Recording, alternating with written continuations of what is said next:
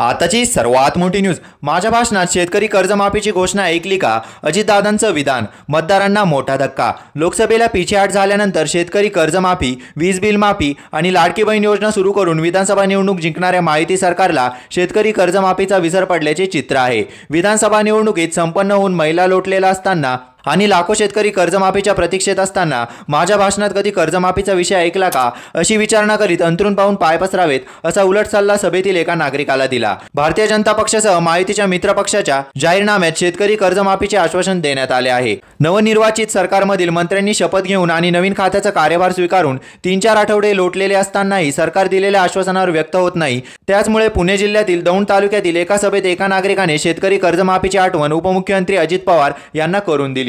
त्यावर अजित पवार यांनी दिलेले उत्तर मतदारांना धक्का देणारे होते। माझ्या भाषणात तुम्ही शेतकरी कर्जमाफीचा विषय ऐकला का? मी जेवढी भाषणे केली त्यात कुठेही मी त्यावर बोललेलो नाही, असे सांगत घोषणा करणारा मी नव्हेच असा पवित्र अजित पवार यांनी अप्रत्यक्ष घेतला।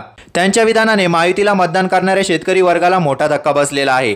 राज्याचा गाडा हाकणारे अर्थ खाते आपल्याकडे आहे, अंतरून पाहून पाय पसरायचे असतात, असे सांगत कर्जमाफीचा विषय सध्या तरी अजेंड्यावर नसल्याचे तिजोरीकडे बोट दाखवून अजित पवार यांनी सांगितले। हसन मुश्रीफ यांनी एका कार्यक्रमात बोलताना कर्जमाफी विषय लगोलग मार्गी लागणार नसल्याचे अप्रत्यक्ष सांगितले। लाडकी बहीण, 3 सिलेंडर योजना, मुलीची मोफत शिक्षण आदी योजना आम्ही बंद करणार नाही। अशाच नवनवीन व्हिडिओ बघण्यासाठी आपल्या चॅनलला लाईक आणि सबस्क्राईब करायला विसरू नका।